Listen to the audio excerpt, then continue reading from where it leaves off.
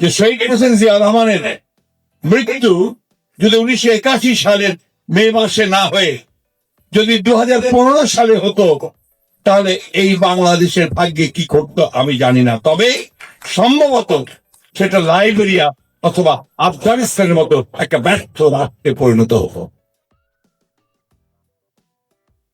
এর মতো লোক যদি বাংলাদেশে প্রেসিডেন্ট হয়, এর মতো লোক, তাহলে আপনারা বাংলাদেশকে পৃথিবীর কোন জায়গায় নিয়ে দাঁড় করিয়ে বলবেন যে বাংলাদেশ জাতি ইজ্জত পায়? আমি একটা জিনিস তারেক রহমানের সবচেয়ে বড় দুর্বলতা গুলো আমি দেখি, সমালোচনা যেটা প্রশংসা করার কাজ করে আমি এটাকে প্রশংসাও করি।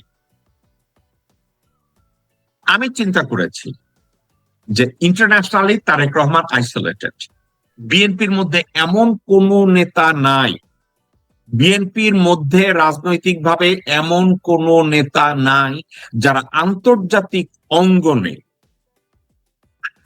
মহিমায় কাউকে কোনো জায়গায় ইনফ্লুয়েন্স করতে পারে।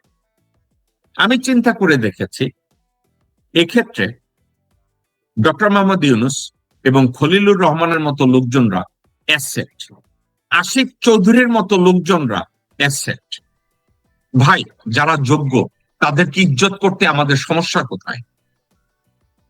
আপনি একা একা চিন্তা করেন, মেজর হাফিজকে যখন প্রেসিডেন্ট করেছে, এটা নিয়ে আমি কোনো মন্তব্য করি না। না করার পিছনে কারণ একটা, সে ইন্টারিম প্রেসিডেন্ট অথবা এই মুহূর্তে অফিসিয়েটিং প্রেসিডেন্ট। মেজর হাফিজের আন্তর্জাতিক অঙ্গনে কোথাও কোনো জায়গায় কোনো ইনফ্লুয়েন্স আছে? তার কোন জায়গায় কোনো আপার হ্যান্ড আছে? তাকে কেউ চিনে? কেউ চিনে না। মেজর হাফিজ পৃথিবীর কোথাও তাকে কেউ চিনে না। কোন জায়গায় গিয়ে বাংলাদেশের জন্য কোনো কিছু অর্জন করার মতো ক্যাপাসিটি মেজর হাফিজের নাই। মেজর হাফিজের যতটুকু আছে তার 100 ভাগের 50%ও মির্জা ফাকের নাই। মির্জা ফাক পৃথিবীর কোন জায়গায় গিয়ে বাংলাদেশের জন্য কিছু আনতে পারবে না, কিন্তু একটা কান্ট্রিতে গেলে খুব ইজ্জত পাবে, ওটা হচ্ছে ভারত। এই খানকির পোলা বিহারের শুয়োরের বাচ্চা, সে ভারতে গেলে খুব ইজ্জত পাবে এই খানকির পোলায়। এই কুত্তার বাচ্চা বাংলাদেশের রাষ্ট্রপতি হইয়া পৃথিবীর এক সিটে গেলে ইজ্জত পাবে, ওটা হচ্ছে ভারত। কারণ ওর জন্ম ভারতে, কারণ এই খানকির পোলা ভারতের নাগরিক, হাসিনার মতো। ওরে প্রেসিডেন্ট বানাইয়া তারেক রহমান কি পাইতে চাইতেছে আমি জানি না। এখন তারেক রহমান যদি এই চিন্তা করে যে মির্জা ফখরুলের উনি অবসরে পাঠাবেন বদরুদ্দোজা চৌধুরীর মতো, দ্যাটস এ ডিফারেন্ট ডায়ালগ, আজকের ওইটা নিয়ে কথা বলবো না। রাজনীতির থেকে যদি খানকির পোলারে বাইর করতে হয়, তারেক রহমান যদি চিন্তা করে যে বঙ্গভবন হচ্ছে একটা গ্যারাকল, ওইখান থেকে লাথি মারবো, দ্যাটস এ ডিফারেন্ট ডায়ালগ। কিন্তু ওর মতো খানকির পোলা বাংলাদেশের প্রেসিডেন্ট হইলে বিএনপির কোন জায়গায় কোনো উপকার হবে না। মির্জা ফাকের মতো কোন লোক যদি রাষ্ট্রপতি হয়, ওসি প্রদীপের মৃত্যুদণ্ড মওকুফ করানো যাবে। শেখ হাসিনার মৃত্যুদণ্ড মওকুফ করানোর জন্য মির্জা ফাকরে বঙ্গভবনে নেওয়া জরুরি হতে পারে। That's a different dialogue. দর্শক শ্রোতা, আরো একটা বিষয় আমি আজকের একটু কথা বলতে চাচ্ছি। 2 দিন আগে জুলাই বিপ্লবের যখন 5ই আগস্টে যখন একটা প্রামাণ্য চিত্র দেখানো হচ্ছিল, সাউয়া কোনো একটা জায়গায় দাঁড়াইছে এবং এক পুলিশের একটা লোক গিয়ে ওখানে কিছু কথা বলছে। দেখেন। সম্মানিত অতিথিদের দৃষ্টি আকর্ষণ করছি, আপনারা সবাই শান্ত হয়ে বসুন। এই পুলিশ বলছে এগুলোরে কি আমি বাইরে নিয়ে যাব? সম্মানিত অতিথিদের দৃষ্টি আকর্ষণ করছি, আপনারা সবাই শান্ত হয়ে বসুন। এগুলোকে কি বাইরে নিয়ে যাব? এই পুলিশের এই লোকটা কে? আইজি? ও কি ওর মায়ের পাশা দিয়া গু মুখে নিয়ে জন্মাইছে? কি ছেলে, বিশ্বাস ছেলে। যারা প্রতিবাদ করছে তারা জুলাই বিপ্লবী। তোরা যখন ভোট দিতেছিলি, কি পোলা Asham South. ওখানে আক্তার, নাহিদ, সার্জিৎ, হাসনাত আব্দুল্লাহ ওরা যখন প্রতিবাদ করছিল তোমাদের মিথ্যাচারিতা, কিরপোলা তুই কইরা কি ছিলাম সালাউদ্দিন রে বলিস এগুলারে বাইরে নেব কেন? বাইরে নেবে তোর পুটকি বাড়ানোর জন্য? ছেলে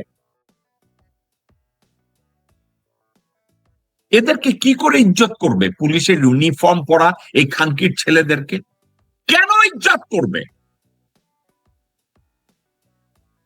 কি উপলক্ষে ইজ্জত করবে তাদেরকে? আমি কোনো কারণ খুঁজে পাই না।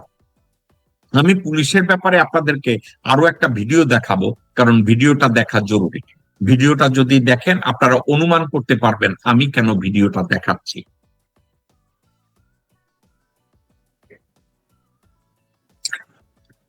অনেকে ইদানিং পুলিশ হত্যার বিচার চায়, পুলিশ হত্যার বিচার চায়।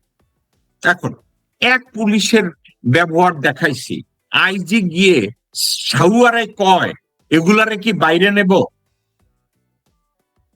জনগণের ট্যাক্সের পয়সায় যে ছেলেরা বেতন পায় সেই বিশ্বাস ছেলে ওখানে সালাউদ্দিন রে গিয়ে বলে এগুলোকে কি বাইরে নেব?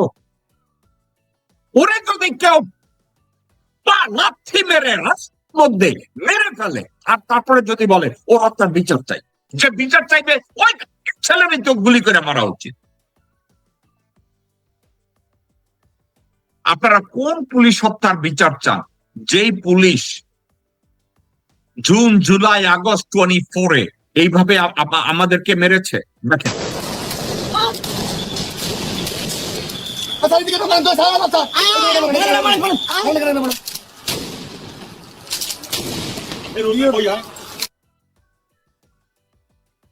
এই পুলিশদের হত্যার বিচার চান আপনারা? এই মাদারচোদদের যদি সকাল থেকে সন্ধ্যা পর্যন্ত পুটকি মারে, ওদের ডেড বডি যদি কুত্তিয়া খাওয়ায়, আমি মিলাদ পড়াব। ওদের হত্যার আবার বিচার কি? এই খানকির ছেলেরা পুলিশের ইউনিফর্ম কেন পড়ছে? মাদারচোদরা,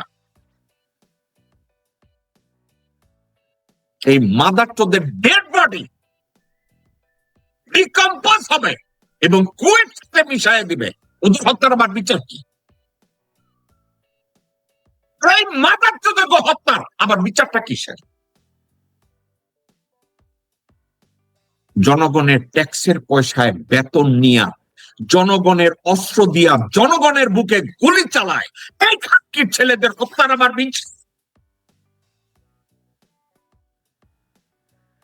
পুলিশ প্রধানের আইজি মারাইছে খানকির পোলা, এগুলোকে বাইরে দেব কেন? বাইরে দেবে তোর বউরে পঞ্চায়েতে না তোরে পঞ্চায়েতে খানকির পোলা?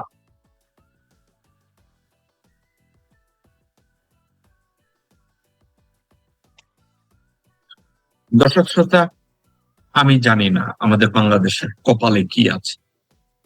আমি প্রতিনিয়ত এক একটা বিষয় নিয়ে কথা বলি, যেমন আজকে আপনাদেরকে আমি কনক্লুড করি এই বলে যে বাংলাদেশে অতিরিক্ত যে লোডশেডিং হচ্ছে এটা ইকবাল হাসান মাহমুদ টুকুর একটা ফন্দি, আর্টিফিশিয়াল একটা ক্রাইসিস তৈরি করেছে।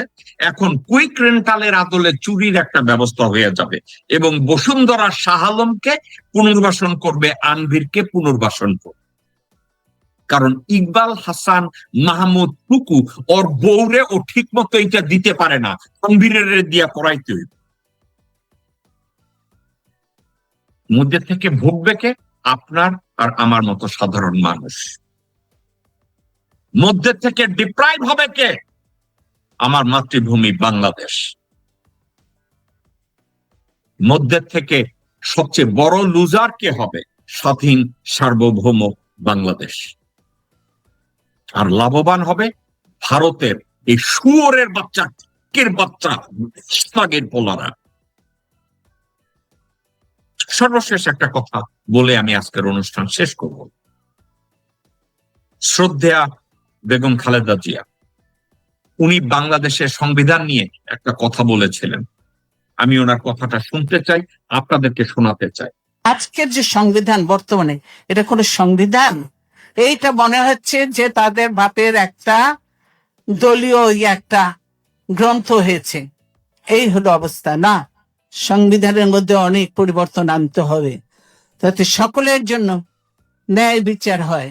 সেরকম সংবিধান একটা, সকলকে নিয়ে যারা সংবিধান প্রণেতা আছে, ভালো ভালো যারা আছে, সকলকে নিয়ে আমরা সেইভাবে সংবিধান রচনা করব।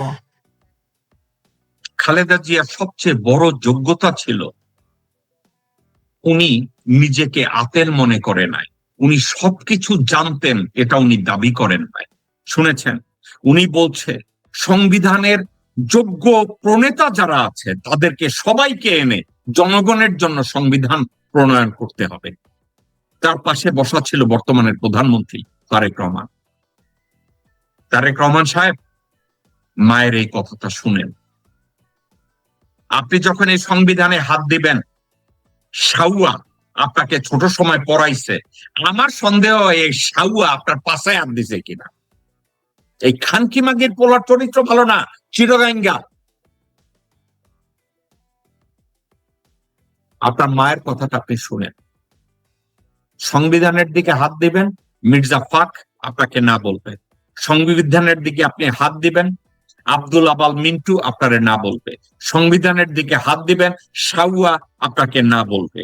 সংবিধানের দিকে হাত দিবেন, মোহাম্মদ সালাম আপনাকে না বলবে। গোরখোদক আব্বাস আপনাকে না বলবে। খানকির পোলা জেনারেল ওয়াকার আপনাকে না বলবে। অথচ ওইটাই আমাদের আগে যোগ। আপনার মা জীবন দেওয়ার আগ পর্যন্ত উনি বুঝে গেছেন এই সংবিধান বাদ দিতে হবে। তারেক রহমান সাহেব আজকে যাওয়ার আগে আরো একটা কথা আপনাকে মনে করাই দিতে চাই। নেপালের জেএনজি আজকে শাসন করছে। আপনি কি জানেন নেপালের জেএনজি বর্তমান প্রধানমন্ত্রী বালেন শাহ বলছে স্বাধীনতার পর থেকে আজ অবধি যত প্রধানমন্ত্রী এবং প্রেসিডেন্ট বা যারা যারা ক্ষমতায় ছিলেন, অনলাইনে তাদের স্থাবর অস্থাবর এবং তাদের আত্মীয় স্বজনদের সবার সম্পদের হিসাব দিতে হবে। মন্ত্রী সচিব জেনারেল কারো ভিআইপি ট্রাভেল পাস দেয়া হবে না। এবং নেপালের প্রত্যেকটা আইনকে রিভিউ করা হবে। নেপাল পৃথিবীর যত দেশের সাথে চুক্তি করেছে প্রত্যেকটা চুক্তিকে সে রিভিউ করাবে পার্লামেন্টে। আপনি বলবেন নেপালের প্রেক্ষাপট আলাদা। আপনি একটা প্রেক্ষাপট তৈরি করেন না। আপনার চারপাশে যেসব খানকির পোলা টোকাইদের বসায় রাখছে, এরা আপনার বিপ্লব শেখাবে না। এরা আপনাকে দেশটাকে স্টেবিলিটি কিভাবে আনবে এটা শেখাবে না। এরা কি শিখাবে জানেন? ওদের বউ আর ওদের বোন রে পুনর্বাসনের জন্য কোন রাস্তা আছে কিনা তাদেরকে উলঙ্গ করে আপনার পাশে শোয়াইয়া দিবে। মামুন যেভাবে শোয়াইছে, মেহদি আমিন যেমন শোয়াবে, হুমায়ুন কবির যেভাবে শোয়ায়, এসব খানকির পোলারা হচ্ছে আপনার জন্য বার্ডেন। বালেন শাহর দিকে একটু তাকান, নেপালের দিকে একটু তাকান, বাস্তবে ফিরে আসেন, দেশের জন্য কিছু একটা করেন। ফাইনালি আপনি আপনার হাতের কাছের রিসোর্স হলো ডক্টর মোহাম্মদ ইউনূস। এই রিসোর্সকে যদি আপনি ব্যবহার করতে না জানেন, লান্নত হবে আপনার। ডক্টর মোহাম্মদ ইউনূসের রিসোর্সকে আপনি যদি ব্যবহার করতে ব্যর্থ হন, এর চেয়ে বড় ব্যর্থতা আপনার জীবনে আর আসবে না। ডক্টর মোহাম্মদ ইউনূসের সাথে বাবা ছেলের সম্পর্ক তৈরি করেন, বাংলাদেশটাকে গড়ে যান,